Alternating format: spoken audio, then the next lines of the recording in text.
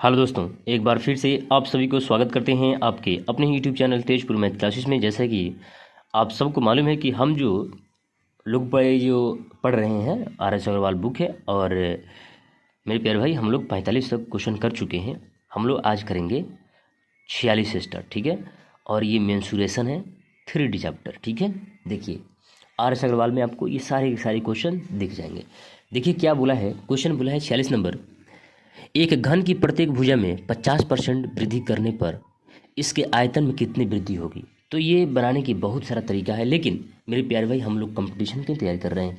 तो जब कंपटीशन के मेरे प्यारे भाई आप तैयारी कर रहे हैं, चाहे हम भी कोई भी तैयारी कर कोई भी करेगा तो सोचेगा यार जल्दी से बना ले, है ना। तो मेरे प्यारे भाई क्या करेंगे, ये भुजा में 50% की वृद्धि हो रहा है, तो 50% की वृद्धि होने से पहले था कितना, तो आप कह दीजिए पहले था 100। कितना था? 100। अब 50% की वृद्धि तो यानी 150। वृद्धि के मतलब होता है मेरे प्यारे भाई 100 में जोड़ के लिखना, ठीक है। गुना 150 बटा 100, 3 बार करेंगे। क्यों, अभी भी बताते हैं आपको। देखिए क्यों 3 बार वृद्धि करेंगे, क्योंकि जो इसका आयतन होता है, ध्यान देंगे, जो इसका आयतन होता है ना, घन का आयतन, वो होता है a का क्यूब। तो 3 बार भुजा बढ़ेगा, इसलिए हम 3 बार बढ़ा दिए। बात आया समझ में। देखिए अब क्या होगा, 00 से 00 कट जाएगा, यहाँ से 1 2 3, 1 2 3, नीचे 1 0 बच जाएगा। और मेरे प्यारे 15 का क्यूब कर देंगे, तो 15 का क्यूब होता है 3375। आपको याद होगा, आपको हम बोले हुए थे कि अगर 35 तक क्यूब याद है तो बहुत आसान से कोई भी क्वेश्चन डील कर सकते हैं। तो 15 का क्यूब होता है 3375, और मेरे प्यारे बटा में क्या होगा, 10 होगा। जब इसको हम लोग कैलकुलेट करेंगे, जब इसको हम लोग भाग देंगे, तो ये आ जाएगा 337.5। लेकिन ये आंसर ये नहीं हुआ, नहीं, हमने तो 100 माना था और इतना वृद्धि हुआ है, तो रियल में वृद्धि है कितना। तो आप कहेंगे मेरे प्यारे भाई 237 से 37.5 कह सकते हैं, 237, ठीक है। या इसको ऐसा भी कर सकते हैं 237 1/2। देखिए आपको मिलेगा, बात है समझ में। 7.5, ये 37.5, 237 है ना, ये भी आप कह सकते हैं 237 पूर्णांक 1/2 भी कह सकते हैं। आगे देखिए बोला है 47 नंबर, एक घन की प्रत्येक भुजा को दुगुना करने पर उसके संपूर्ण पृष्ठ के क्षेत्रफल में कितने प्रतिशत वृद्धि। ये क्या है, ये घन है, संपूर्ण पृष्ठ। तो घन का संपूर्ण पृष्ठ होता है 6a²। तो ये तो अचर है, ये तो हमेशा ऐसा ही रहेगा, लेकिन ये बढ़ता घटता रहेगा। तो इसमें 2 बार वृद्धि करेंगे। आप कहेंगे कि 100 है, पहले था कितना, तो आप मान लीजिए 100% था, अब इसमें बढ़ा कर लिखेंगे। तो जब कितना परसेंट बढ़ाएंगे, 2 गुना। तो पहले 100 था, अब 200 हो गया, बाटा में 100 हो जाएगा। बात आया समझ में। उसी प्रकार से ये कई बार, तो 2 बार, तो 200 बटा 100 कर लेंगे। 00 से 00 कट जाएगा, 00 से 00 कट जाएगा, ये 2 दूनी 4, यानी 400 हो जाएगा। ये 400 आंसर थोड़ी है, नहीं, हमने तो माना था 100, हो गया 400। रियल में है कितना, तो 300% है। बात आया समझ में। ऐसा परसेंट निकालना चाहे तो 300 की वृद्धि किस पर, तो 100 पर। तो 100 बटा में फिर परसेंट बनाएंगे 100, आएगा ना 300। अब देखिए 48 नंबर क्वेश्चन बोला है, एक बेलन के आधार की त्रिज्या 3.5 सेंटीमीटर तथा लंबाई 8 सेंटीमीटर। इस बेलन का संपूर्ण पृष्ठ कितना है। तो बेलन का संपूर्ण पृष्ठ होता है मेरे प्यारे भाई, बेलन का संपूर्ण बोला है ना, तो बेलन का संपूर्ण पृष्ठ क्षेत्रफल होता है 2πr × r+h होता है। अगर आपको याद है फॉर्मूला तो क्वेश्चन में तब नहीं है। बात आया समझ में। देखिए अब क्या होगा, देखिए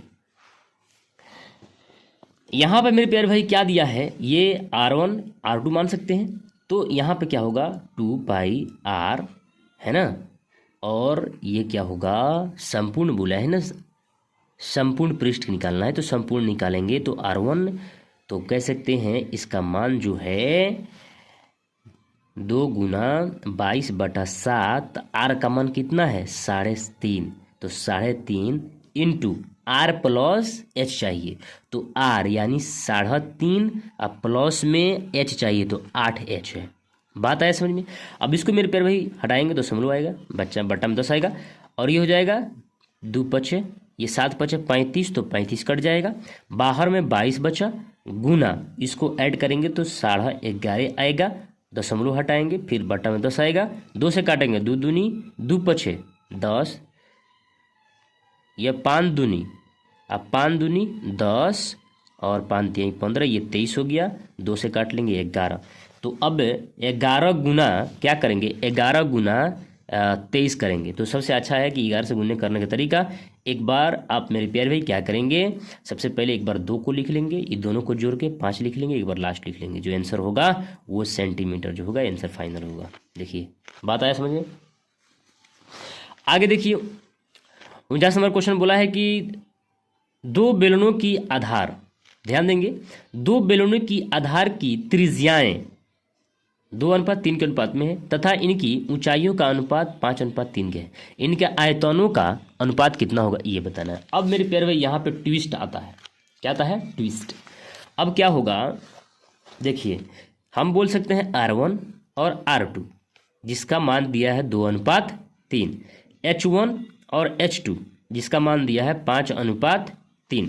अब यहाँ से मेरे प्यारे आप कह सकते हैं क्या निकलना है, आयतनों का अनुपात। तो बेलन का आयतन होता है πr²h, फिर πr²h। तो ये हो गया, तो हम R1 माने हैं ना, तो R1 और यहाँ पे R2, तो यहाँ पे पाई तो कांस्टेंट हट जाएगा, R1 और R2, H और H1 और H2, ठीक है, इसका मान निकालेंगे।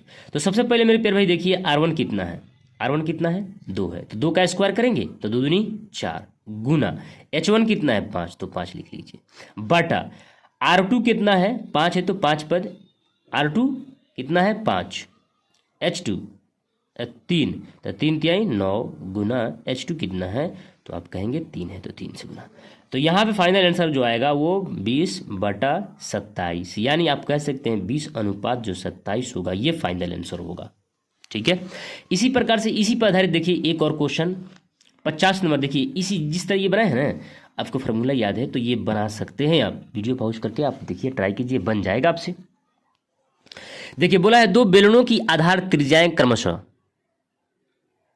3:5 के अनुपात में है तथा इनकी ऊंचाइयों का अनुपात है ना, फिर दे दिया है। तो इनके बकपृष्ठ, इस बार पूछा था आयतन, अब पूछा है बकपृष्ठ, तो बकपृष्ठ होता है 2πr/h, बेलन का बकपृष्ठ ये होता है, ठीक है। तो जब बेलन का बकपृष्ठ आपसे पूछा है तो हम निकाल सकते हैं ना, निकाल सकते हैं। तो आप कहिए R1 बराबर दे रखा है 3, R2 बराबर दे रखा है 5, H1 बराबर दे रखा है 2 और H2 बराबर दे रखा है आपको 3। बस यहाँ से ये प्रमाण रखेंगे बन जाएगा। तो 2πr/h बटा 2πr/h हम रखेंगे तो इसका आंसर आएगा, लेकिन 2π कट जाएगा, RH रह जाएगा, R1 R2 H2 H1, ठीक है। अब यहाँ से मान रखिए, रखेंगे R1 का मान कितना है 3, तो 3, H1 का मान कितना है 2 रखिए, ठीक है।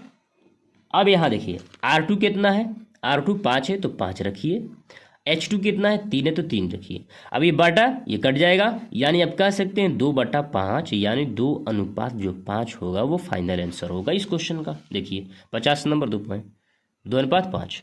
आशा करते हैं कि आज की वीडियो आपको हेल्पफुल लगा होगा और बहुत अच्छा से समझ में आया होगा। मिलते हैं फिर कल अगले वीडियो में, जब तक के लिए जय हिंद।